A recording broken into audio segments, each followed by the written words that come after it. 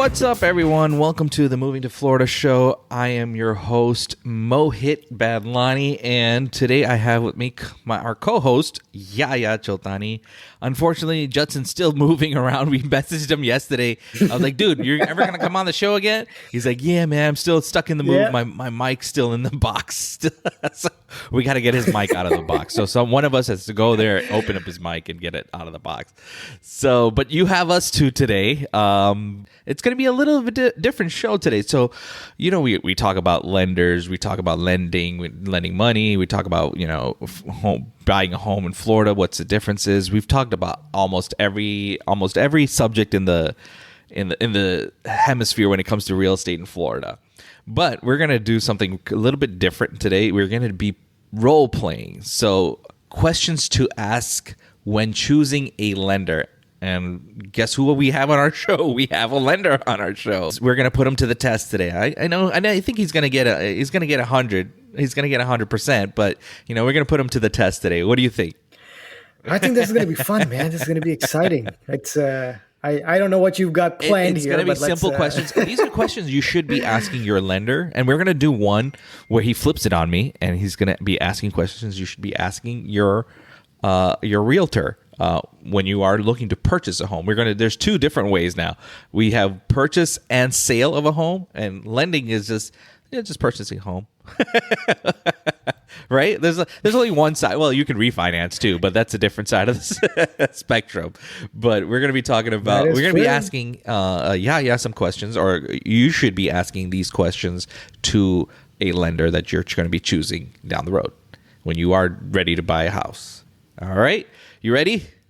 Let's do it, man. So there's going to be some, I'm going to break it down to two categories: general questions and loan specific questions. Now, when it comes to loan specific questions, I'm going to throw a number at you and what I qualified under, and then you can run your numbers that way. I don't expect you to pull up your calculator or anything, but it's not going to be that intense, but we're going to be just tossing some estimates out when it comes to loan specific questions. That sounds awesome, man. I just wanted to give you a little prep work there. Not much, but a little. All right. I'm going to start with some general questions. All right. So, what are the most popular mortgages you offer, and why are they so popular? You know, that's a very good question, man. So some of the most popular mortgages we offer are the usuals, the FHAs, the conventionals, the VAs. And in today's market, there's a lot of non-QM mortgages. And the reason why we offer these is because FHA, conventional, and VAs are, you know, pretty staple products. Everybody needs those. And I personally work with a lot of veterans, so I love working with that. But the non-QM loan I'm talking about is basically a product where if you are self-employed and you don't fit in a standard lending box, then you can use these products to qualify for a loan and still purchase a home, which is why we use those. Those are the four major areas I would talk about. Okay. Awesome. All right. Are your rates, terms, fees, and closing costs negotiable? So I'll start from the bottom. Closing costs are not something that we lenders dictate pretty much. There's very few things that go into it, like appraisal, which is not something you can negotiate because it's an appraising company. You know, they come up with the appraisal on that. The other thing is a credit reporting fee. These things are pretty basic. And again, they depend on the kind of lender you're working with and the quality of service they're using. Apart from that, in your closing costs, you're probably going to have something like, if you're working with a broker, origination points, or if you're paying for a rate, which is very specific to a client, is your discount points. Those are non-negotiable because those are not some things you negotiate. You basically just look at how the market reacts. Now, if you're working with a broker, they put their commission on top because it's a broker paid commission. So then you can negotiate with them on that. But again, you know, it's a very interesting question because in this industry, to make it very easy for you to understand that, you kind of get what you pay for. So let's say you went to a credit union, and you went to a broker. 3 different people, 3 different rates, 3 different things they're doing. Now, each of these entities will offer you different things. So you have to understand what your experience level is and what your stress level you want to create and what kind of experience you want. So if you go to a broker, they have access to multiple lenders what they're going to do is they're going to charge you a commission on top of what the rate is, and they're going to, shop around, see what products works best for you, and it's great, but you're going to pay them a certain fee for it. Yeah, you can negotiate, but the thing is, if you negotiate, it just reduces the quality of service. Now you go next to a credit union. They will probably give you the lowest rates in terms of dollar amount. However, you may not get the same quality in terms of communication, in terms of follow-up, in terms of surprises that you can expect, because you are paying for that. And if you come to somebody like me, I'm a direct lender. Yeah, we're probably going to be slightly higher than a credit union. We're probably going to be lower than a broker, or pretty much in line, or maybe better.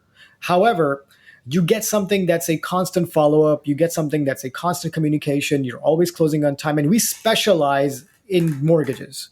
Not every bank specializes in a mortgage.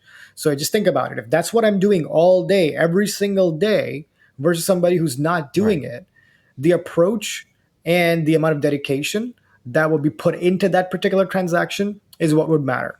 So if you're seasoned, like Mohit here, you're a real estate agent, you've bought, multiple homes, help people with homes.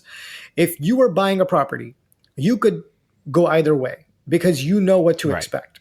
But if somebody's a first-time home buyer and they need their hand being held, then I would say work with somebody who would hold your hand, communicate with you, answer your calls, and respond to you at least within 24 hours, and not just tell you what to do and vanish for a week. That's a recipe for disaster. Right. All right. Do you offer discounts for inspections, home ownership classes, or automatic payment setup? So those are very cool questions you got. So automatic payment setup is basically something that we normally don't handle on the front end.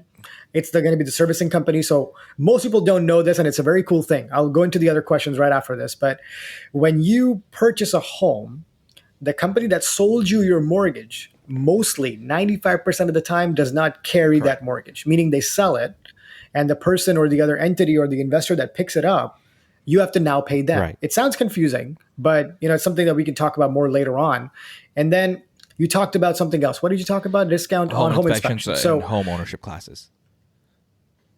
Yes. So home ownership classes, home inspection, all these things depend. Currently, we don't have any programs that offer that, but home inspection is something that typically is done a third party. So you go contact somebody. We have referral partners that give great discounts on them. And, if you want to work with us, we provide those and you can go with them. They have great services. But in the lending business, there is restrictions. And this happened in 2010 after that crazy 2008 debacle happened with all these, collusions of all kinds. Lenders go through a lot more scrutiny now. Okay. And if I give too much money to clients, it seems off as if I'm forcing a transaction to happen. So if I pay for an inspection, or I pay for this, or I pay for that, or I, basically comp things, it seems like, hey, I'm doing somebody a favor. It's like a red flag. And especially, it's a little bit, because we have anti-predatory laws. We have a lot of different types of things. And even on concessions, there is a limit how much a lender can give. And when you give too much and you do it too consistently, as a lender, we can get our license revoked. We can be, called out for fraud. Plus, it doesn't look strong on your file, and it poses more questions, makes it more difficult sometimes. So we kind of stay out of that. We stay as much in compliance as we can to make sure we don't break any rules or regulations. So no, we don't offer that. But, home ownership classes are like $99, man. So it's like, if in fairness though, if you can't pay for that, then how are you buying a home? Because you need a down payment.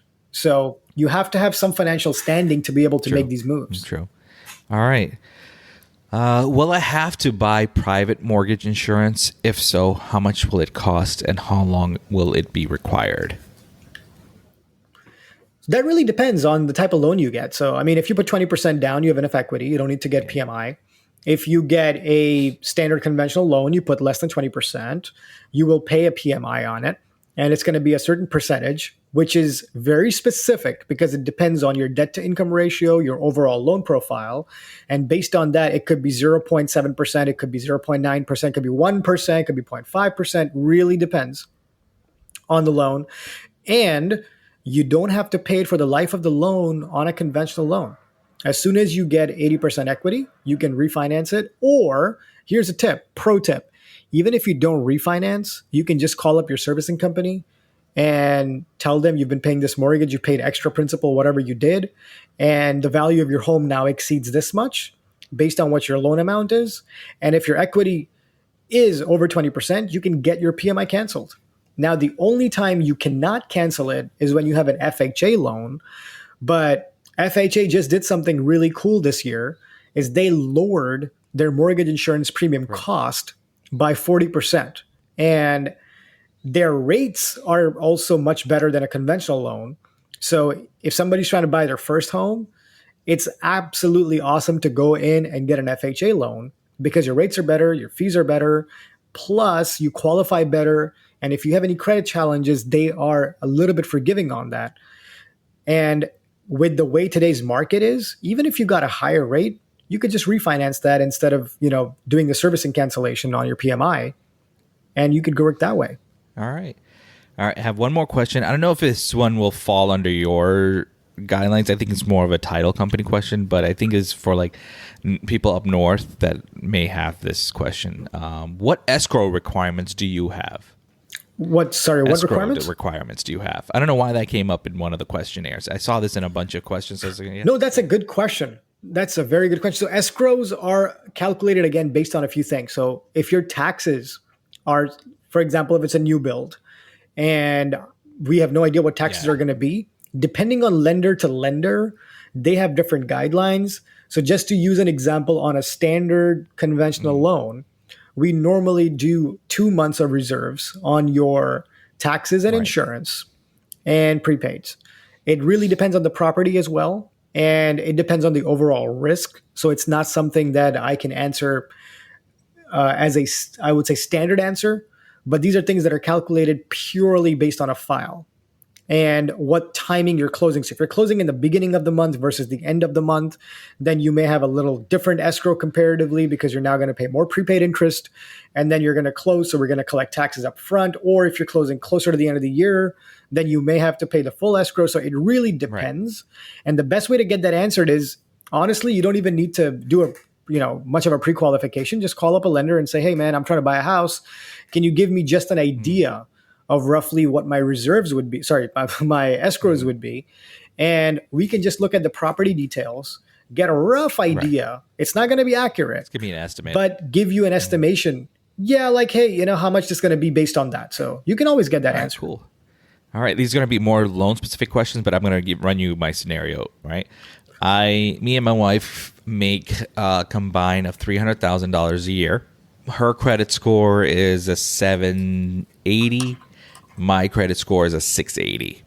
Mm-hmm. All right. I'm a 1099, but I have 2 years worth of tax returns that say I've made more than the previous year.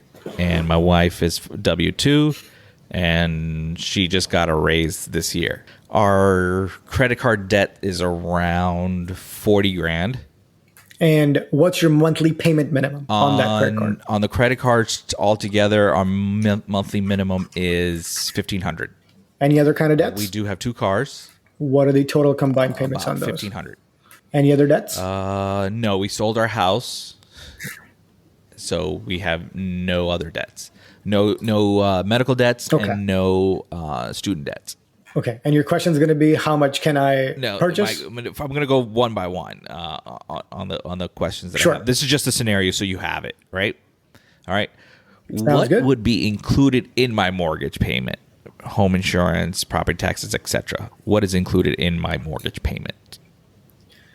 So in your mortgage insurance, you're going to have your first mortgage, principal and interest. You're going to have any other financing. If you have a down payment assistance or anything like that, you're going to add that in there. Your homeowner's insurance, hazard insurance, your property taxes, your mortgage insurance, your HOA fees. And that's about it. HOA fees? Which shorts for PITIA. Mm-hmm. If you have an HOA. Yeah, I have an HOA. So I understand you guys calculated, but it's not part of the mortgage payment itself, but you calculate it into the mortgage payment. Yeah, so it's going to be compared to your debt to income ratio, but you're going to make it yourself in terms of payment. We're not going to collect that in your payments. But that wouldn't be included in my mortgage payment, though.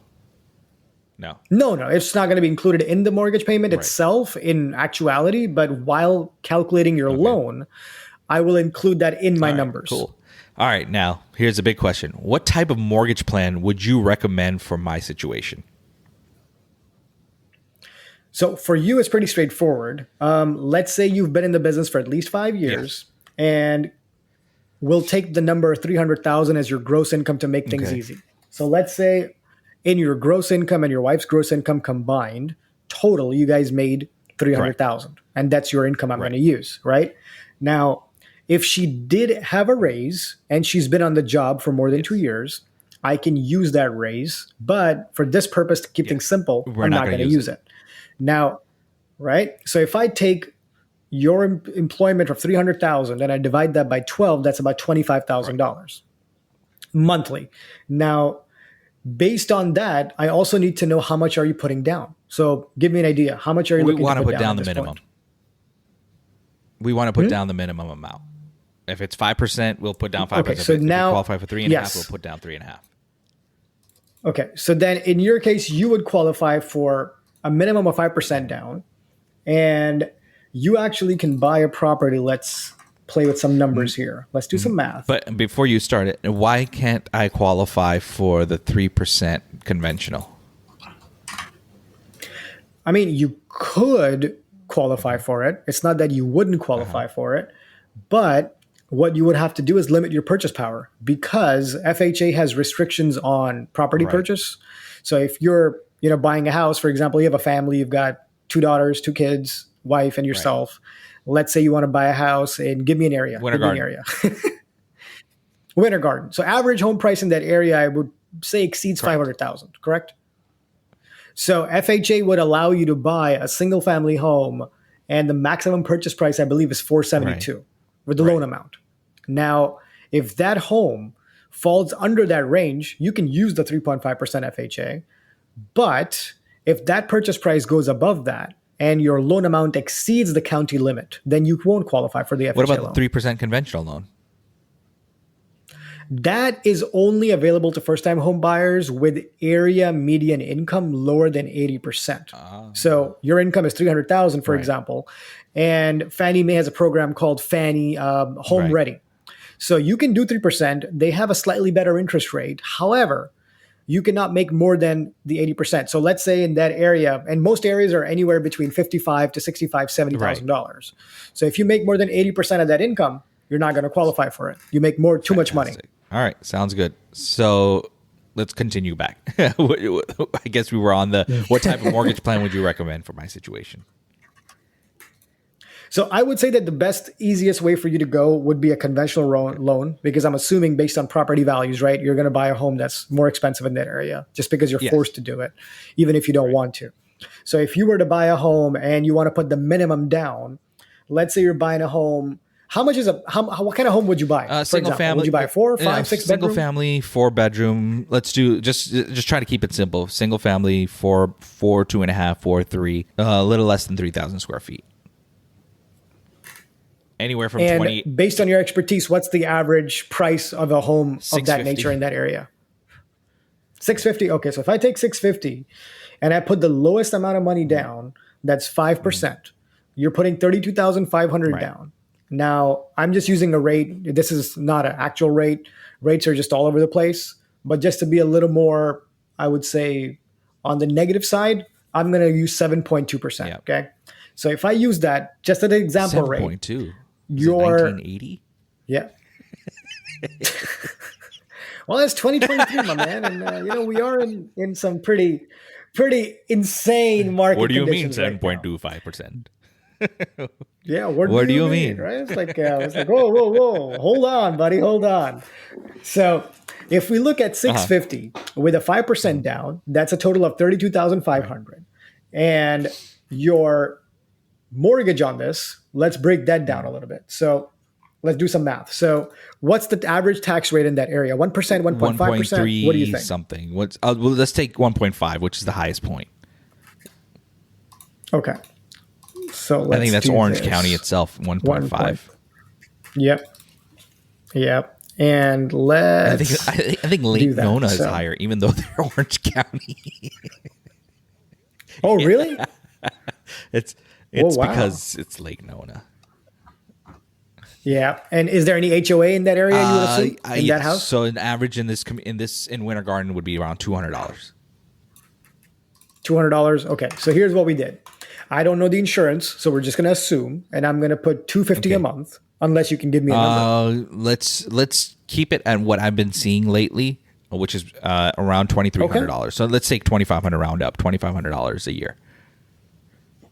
So 2,500. So remember, we always calculate Yeah. monthly. So that's $208 Yeah. a So month. So yeah, I would say two. let's do 208, Yeah. right? So now your principal and interest on that mortgage is about $4,258.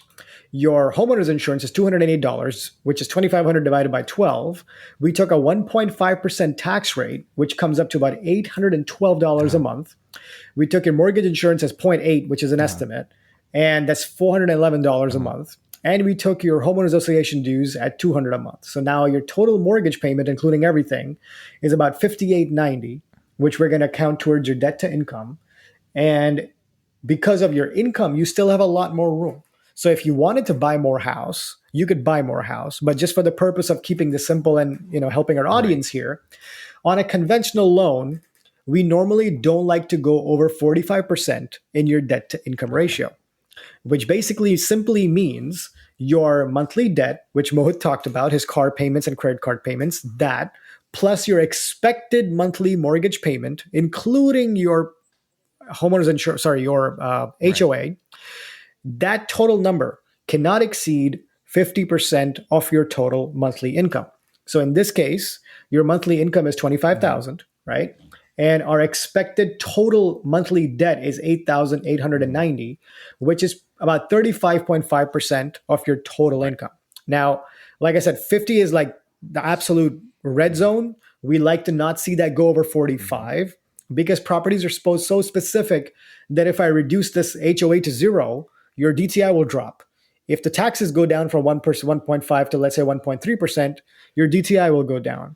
Your insurance, if you're buying a townhome, is going to be lower than a single family home because most HOAs sometimes cover roofs and such not. So that would lower that. So there's a lot of different variables that can affect your payment.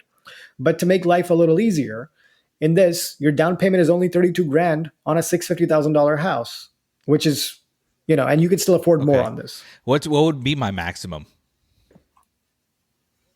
What would be a maximum? Let's play with that. So let's play around here, man. This is fun. All right, so 40.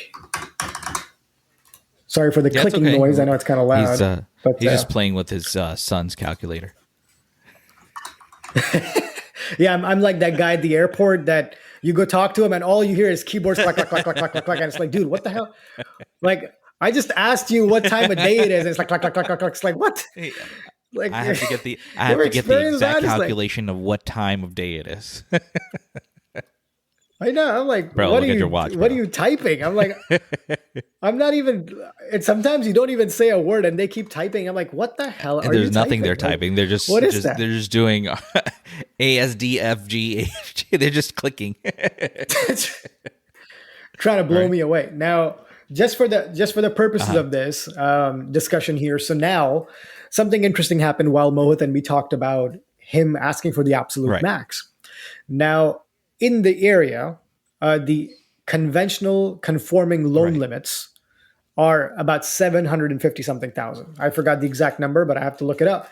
And now we're exceeding that number because of your income being so generous here.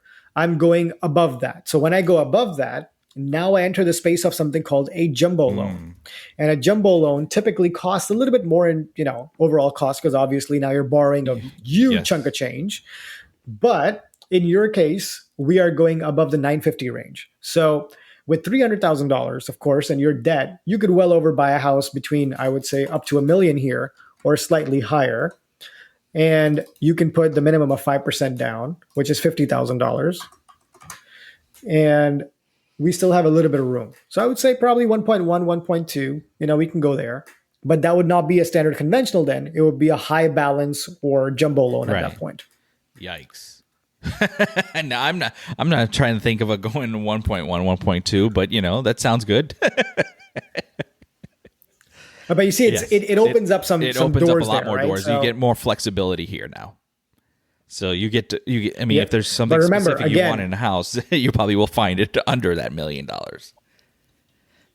exactly. Plus, remember, I'm not changing the taxes, which I have to keep Right. doing. And this is the question that I think it's very important that we talk about this today. Is it's not that easy always to answer a question. Hey, how much home can I afford? Because it goes into a lot of different factors. I mean, you can live in Lake Nona, and you can go live in Daytona Beach, and the tax brackets there are very different. And between there being the insurance is going to cost you more if you're in this flood zone, you're going to need flood certification, you're going to need a lot of different things versus you living in the middle of Right. Orlando. So it really comes down to a very specific Right. point. But on a lender perspective, there are a couple of things a lender needs to look at. Your assets, what is your source of funding the down payment and closing cost? Your credit, what your credit score and your ability on paying back loans is. Your liabilities, what liabilities you have broken down into monthly payments. We don't look at the total loan Right. amounts. And wow, I lost my train of thought. So assets and your income, how much Right. money you make, Right. basically, because your income is going to dictate what you can afford. And your income has to be either stable or increasing. And for standard, regular conforming loans, which are FHA, conventional, USDA, VA, typically, I'm not going to go into VA, sorry, but typically it's you need to have at least 2 years of Right. employment and you need to have a projected 36 months of continuous employment. And that will put you in a position with a lender where they will document your income. And this is a misconception, by the way. People think they have to do the same exact job. If you're a W 2 and you are doing a W 2 job and there's no gaps of exceeding 6 Right. months, and your income is the same or increasing, and you haven't changed the scope of your employment completely, then it's okay, right? So it's not a bad thing. But you need to have at least, yeah. And in some conditions, if you have 12 months, you may get away with it, but it really depends on your overall credit profile and compensating Right. factors, Right.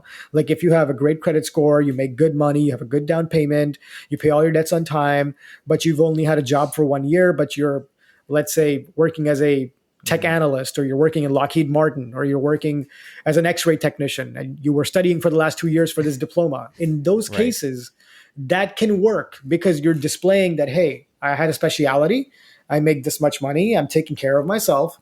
Because at the end of the day, a lender is looking at the risk. That's all it is. It's risk analysis. Cool. That was a good scope on things.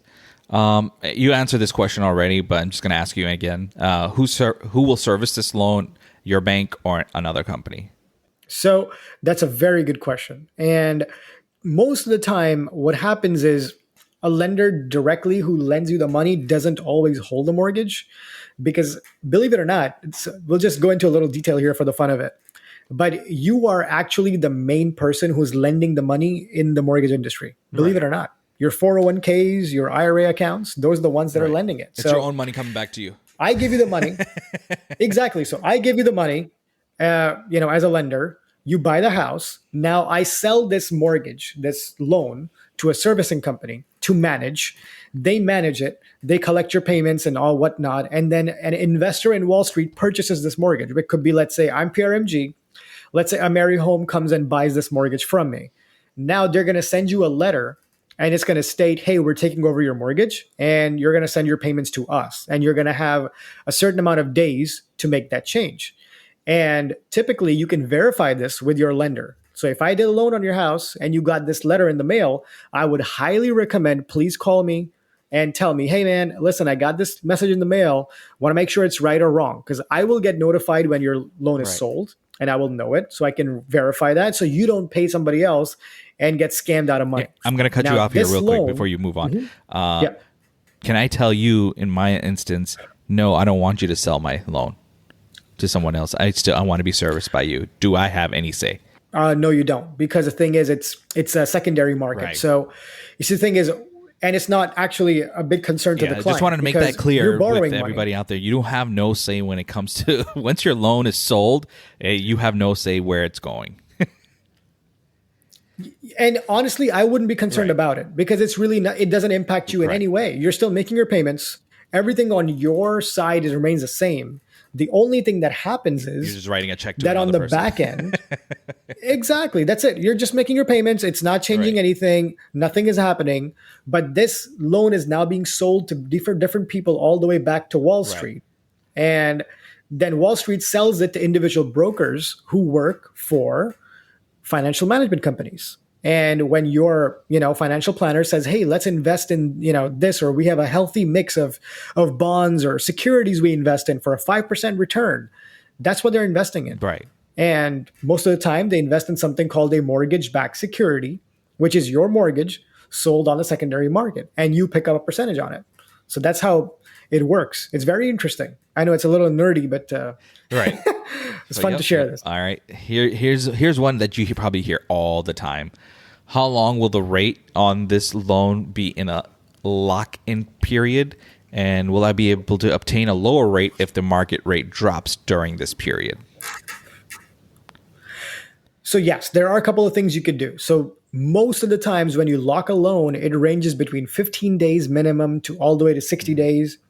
But when you lock a loan, you are subject to the cost of the length. So if you lock a loan for 15 days, it's cheaper than locking a loan for 60 days because essentially you're exposing the lender to a higher risk by saying, "Hey, hold this rate for me for 60 days instead of 15 days." So as the market shifts, they now have to manage the back end of their investments to secure this rate for you. So they're exposing themselves. Now, when you lock in a rate, you can always change it, but every lender has specific guidelines to lock changes and lock, there's a term for that. I forgot that term, but that's basically what it is. So if you come to me near Mohit, like, "Hey man, listen, it's 5% rate. I want to lock it in and let's keep it." Okay, cool, man. Let's do it. A week later, you find out rates are going to go down to 4% or 4.5% or 4.875% for the matter. And you come to me, you're like, "Hey man, I want to relock my loan." I'm like, "Man, according to our rules, you can't relock the loan unless there is this much change in the rate." Oh, so if there got to be a significant And change, if or according to you, there has to be not as significant, but it has to be based your on what, guidelines. the guidelines for each lender is, right? And you have to still pay a cost because now the lender is going to change your rate. And depending again on the lender, each lender is different. Some may have a small fee, some may have a flat fee, some may have a percentage, and they will hit you for it. So if you're changing from 5% to 4.875% or 4.5%, you really want to understand why. And these are things you should always ask in the beginning and address these because once you lock a rate in the middle of a I'm asking you transaction, now, bro. and it's really cool you do that because we do this as part of our consultation. Right. So in my office, whenever somebody does a pre-approval, we do a 30-minute loan consultation once they're pre-approved, or even if they're not pre-approved. So this would all fall under your loan consultation. File. Exactly. And we talk about something that's called a locked rate versus a quoted rate. Because when you get pre-approved, your loan is not locked. So the interest rate doesn't really matter because you're not locking it. And then we talk about locking strategies based on your specific purchase. Because if Mohit wants to buy a house in the next 2 weeks and he's under contract, it's a very different loan lock versus somebody who's going to buy a house in 3 months that's being built and they're waiting for it. And the market may be subject to different things. So you also want to look at something that we share is, okay, what's the difference between a 4.8 versus a 5? And what's that monthly payment? So you want to look at the overall cost over a period of 2, 3, 4, 5 years to see what it really impacts you personally. And that's what we do in the consultation. So it's good you brought that up. I would always advise people to have this conversation with whoever their lender is in the beginning. Right. And that's why we're asking these questions. All right. Now, how long will the loan approval process take? So it could be as little. So when you say loan approval, are you talking about a pre-approval or a loan approval once the loan has been pushed to submission? Once the loan has been pushed to submission. So it takes anywhere between 3 to 5 days if the file is complete. Okay. If it's, let's say, incomplete, and Mohit is one of those people that's taken, some vacations while buying a home and I can't reach him. And I'm like, "Mohit, I need this document, man. Come on, bro." He's like, "Man, I'm sipping a margarita. Can I call you next week?" Then it could take a little longer. But on average, based on today's market though, and we make light of this, but in seriousness, everybody has a busy Right. lifestyle. So if you can provide your lender the documents they require before the end of day, they can use it the same day. That would greatly reduce the time. But anywhere from an approval that needs to happen can happen between 5 to 10 business days. It can happen between that, unless you're having trouble with some conditions that you need to provide, of course. How long will it take to close the loan? So loans can close as little as 10 days, 15 days, 20 days. It really depends on your scenario. To give you my example, when I bought my house, I did something that's called a pre-underwritten loan. So to make myself more appealing to the seller. Smart. Because you're so smart. Well, it's not really about the smart thing. It's just about being considerate, right? So if, let's say, Mohit, you're the listing agent and I'm reaching out to you and here's my offer. Hey, Mohit, listen, man, I'm trying to buy a house. I'm a lender, but guess what? I have my loan pre-approved and it's been pre-underwritten. All I need is the contract for this purchase, an appraisal, and to submit my most recent pay stub. And this loan can close in the next 15 days. And I'm, completely open to what the seller wants to do in terms of closing date, but that's as fast as I can close. Now, on your side as a listing agent, what are you looking for? A strong offer, right? You want to make sure if it's a finance offer, it's going to close. It's not going to make you put it back on the market. You're not going to get a runaround. You don't want to extend the date and you don't want to push closing. So when you come up with that, it makes it a lot easier. So if you're someone who is, really looking to make the move and you're like, hey man, I want to buy a house in the next 30 days, you can take the step. You can talk to your lender and say, hey, can we do a TBD underwrite? Which basically means we take your loan, we pre-approve you, and we collect every single document that we would need for an actual loan application, give it to the underwriter. They come back to us and they tell us, okay, we're good to go. Pick a property, get a contract, get an appraisal, and we should be good to go.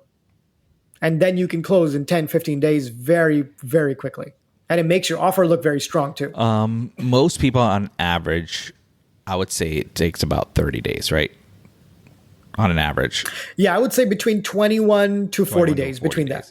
So I'll take the median. I'll take the middle. Do 30 days. All right. Sounds good. Are there any charges or penalties for prepaying this loan? So there are no prepayment penalties, and there cannot be prepayment penalties on primary home loans. Okay. It's against compliance. You cannot be charged that. But you can get prepayment penalties on investment loans. Okay.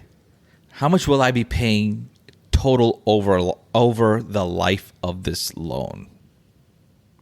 So going back to my example, 650 house, right? Mm-hmm. We got it. It's closed. What will I be paying total over the life of this loan? 2053.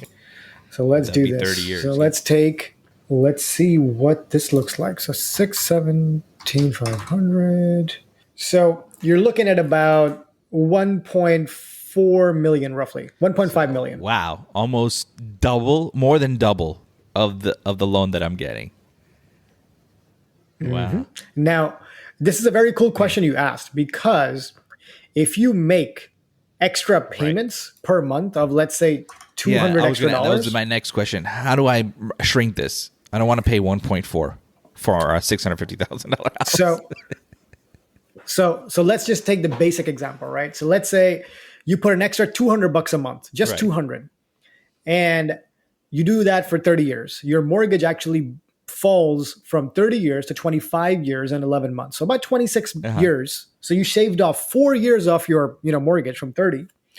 And your interest extra that you're going to pay from 880,000 drops to 736.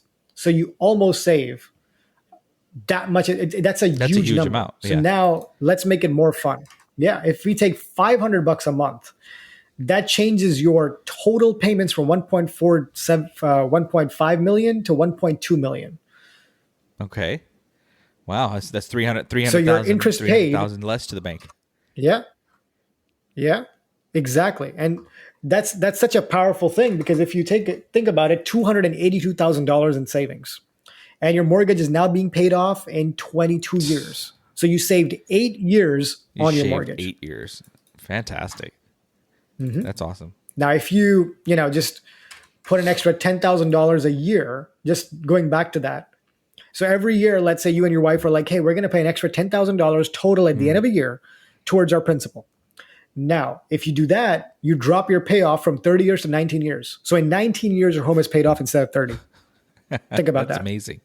It's amazing. But the cool thing here is it's a cool question you asked, because people always ask, hey, should I have biweekly mortgage Right. payments? And should I do a 15-year mortgage? See, the problem with a 15-year mortgage is you're committing to making those payments in 15 years. If you take a 30-year mortgage, you would now have an option. You can make your monthly payments, which are going to be a lot lower than 15 years. And if you have extra money, you can now put that exactly, you control. And you can even do biweekly payments, because biweekly payments are just one extra payment per year. That's all it is. Yep, exactly. So it's really not that big of a difference. Sounds good, man. Good question, man. You got some cool questions today. I like this. All right, buddy. Any other questions that I should be asking, or you should be asking? I would like to ask you one question to help our borrowers. Sounds good. So people always ask me this question, especially when they're buying a home. That, hey, I have a lender. Okay, you're able to tell me enough about real estate.